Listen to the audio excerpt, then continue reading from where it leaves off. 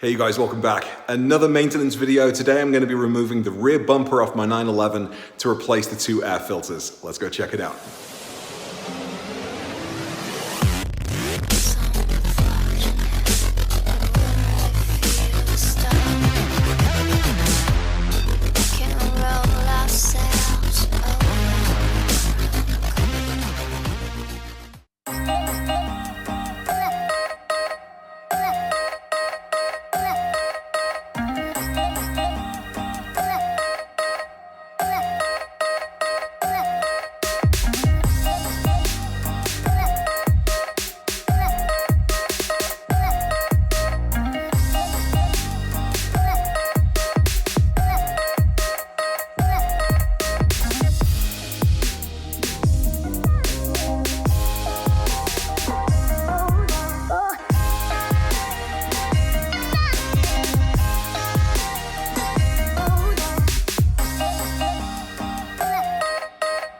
Hey guys, so Porsche in all of their wisdom, well, not in their wisdom, in their attempt to make more money so that you have to take your car in to be serviced and trying to stop auto amateurs like myself from fiddling with the 911s at home, they've put the two air filters behind the rear bumper, so you've got to take it off. In the glorious, beautiful 997, which I sold, and yes, I admit I do miss quite a lot. I'm still glad I got the 991 though, promise. In the 997, you just opened up the engine bay and there was the airbox right in front of you. A few torque screws, came off, not a big deal. This guy, I've actually got to take off the rear bumper. It doesn't look too complicated and I've seen a few videos online of folks doing it. So, you know, fingers crossed. I've taken the other cars out of the garage bays here, so I've got lots of room. Let's go take a look over the job and then we'll get started. I'm pretty excited about this one. I'm like 90% excited, 10% nervous. Maybe flip that. So tools, what do I need for the job? It should hopefully just be really straightforward. The vast majority of the screws require a T30 bit. I think there are also a couple of T25s lurking there, but we'll see. But just a T30, my wrench, a flashlight so I can get underneath and see what I'm doing. And then if I've got some room to move, my impact driver. But that's it for tools. Okay, so here is the beautiful arse end of my 991. And I've got to say, I am coming to appreciate it more and more. Anyone who saw my videos when I was considering my move from the 997 to the 997 probably remembers that I wasn't super keen on the two rear lights. Wow, I'm looking at myself backwards. That's odd to do. Yeah, I'm not massively keen on the two rear lights. Well, they are definitely growing on me, especially as I start to see the outline of the LED lights when they're lit up. And when you turn the car off and walk into the house, they stay on for about 30 seconds. So they are really starting to grow on me. But anyway, to the job, essentially what we've got is you have to, first off, lift up the spoiler. There are several screws along the top edge of the bumper. And then on both corners here, there are two pieces of plastic I need to lift up and some screws to remove so I can get out the two rear lights. There are some screws along the bottom edge. And then there are several screws inside the wheel arch here. And then another couple on the inside lip. I will double check the numbers and make sure that I've put the right information in the video, so it should be coming up below here. But essentially, I think we've got like 3 here, we've got 2 there along the side, we've got about 3 or 4 along the bottom edge, and then of course another 2, and then another 3 sort of there. And then we've got approximately, well, exactly 1, 2, 3, 4 here. And then let's see if I can show you, these little pieces of plastic just pop off, and then we've got 2 screws there to remove. And that will allow me to take off the, actually maybe it's just 1 screw. I don't know, we're gonna figure it out before we do it. But there are a couple of screws here that hold the light into place, and that just pops back. And then on the side, the very sides here, sort of just behind the light, 1 here, and then 1 on the other side, there are 2 tabs that hold the bumper into place. So once I've taken off all the screws, it then should, fingers crossed, without the use of any knives, should just be able to pull off. And then the airbox is right there. So there is no time like the present. Let's get this job started.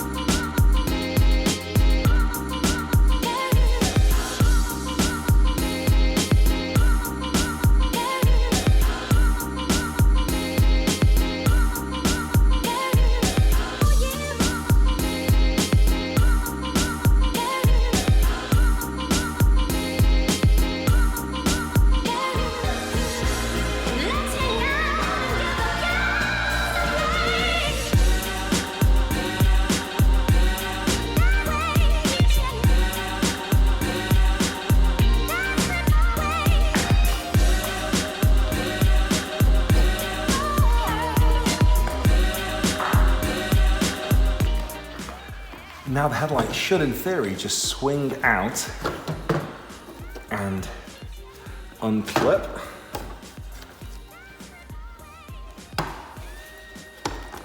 As always with these wiring harnesses, they're never super easy to take out.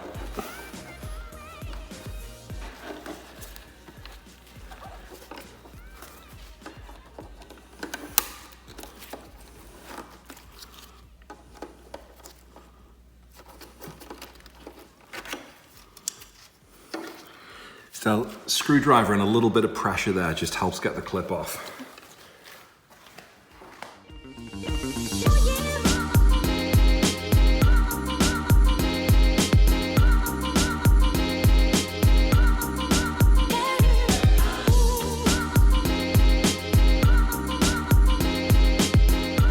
Well guys, so far so good. I've managed to take out most of the screws. But most importantly, the two headlights out, when it makes the car look pretty weird. It's of course hot, humid work here in Minnesota, but it's a lot of fun so far, not too easy. There was only one screw on either side that's been a real pain to get out. And I found that actually there is a third screw right up here at the very top, which is almost impossible to see from, you know, unless you're down looking up. And it would be super useful if I took the wheels off, I guess. But that takes a lot of time and I can't be bothered doing that. So it is possible, but those two screws at the top are a little fiddly. So now I'm gonna get the ones out, can't talk. I'm gonna get the screws out from underneath the car and then hopefully the bumper's gonna come off. Let's do it.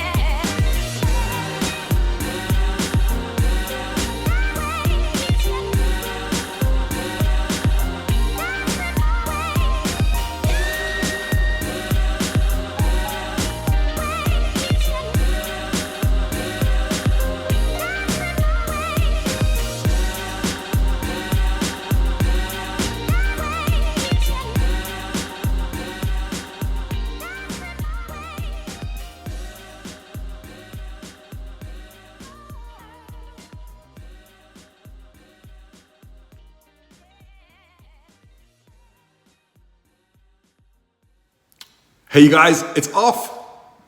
That was a little nerve-wracking, 99% straightforward. I would suggest that anyone can do it. Just take your time. Be very careful when you remove the screws. I don't usually masking tape up the car when I'm, that close to the bodywork. I just try and take my time. It's taken me about 20 minutes to do, maybe 25.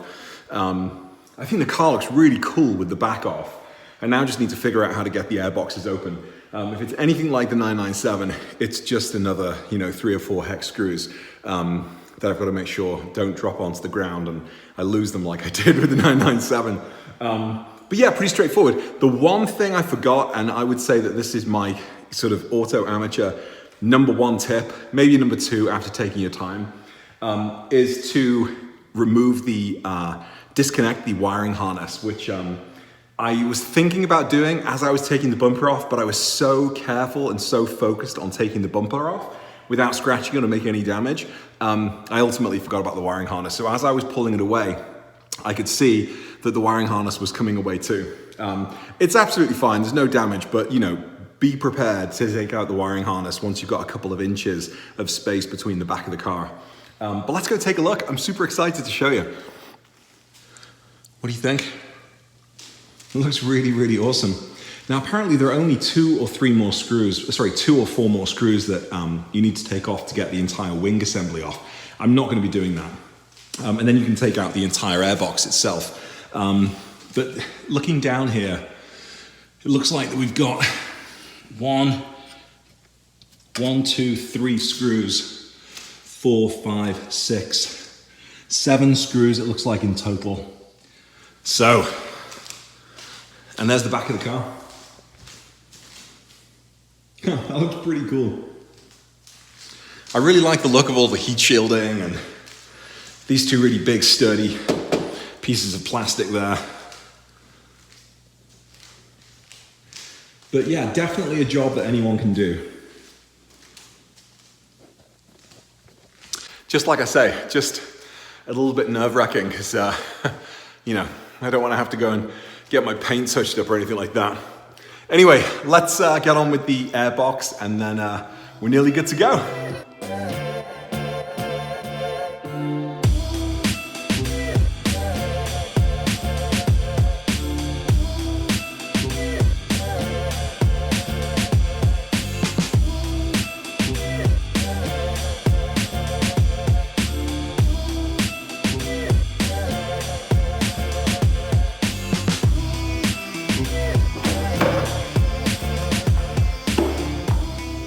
So the airbox part couldn't have been easier.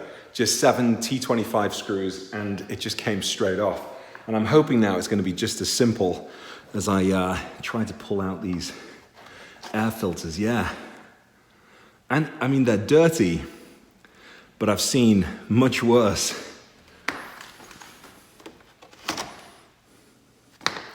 And that's it. The naked 911.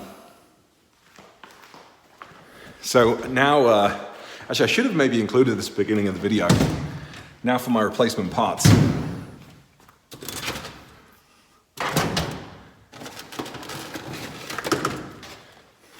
Where should we put them? Hang on.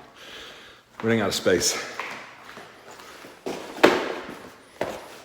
So these are, of course, courtesy from Amazon, premium guard air filters. Now this is where I've taken off the back of the car and I'm guessing they fit. The Amazon car compatibility tool told me they would fit, but I guess we're gonna find out, so let's open them up and see what's in them.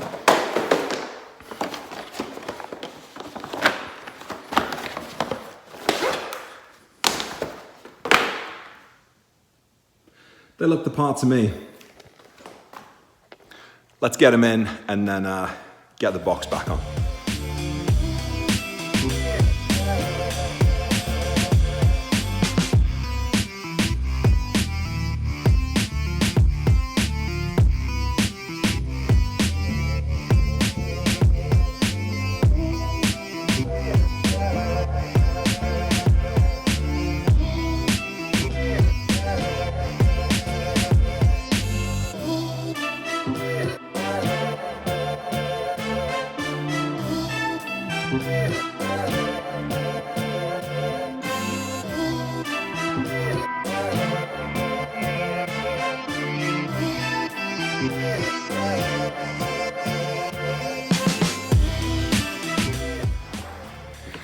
Just take a look at one of these air filters. You can see that it is dirty.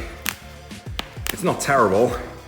Looks like the previous owner did keep up with the maintenance, but yeah, it's certainly not super clean. So I'm glad I've done this job.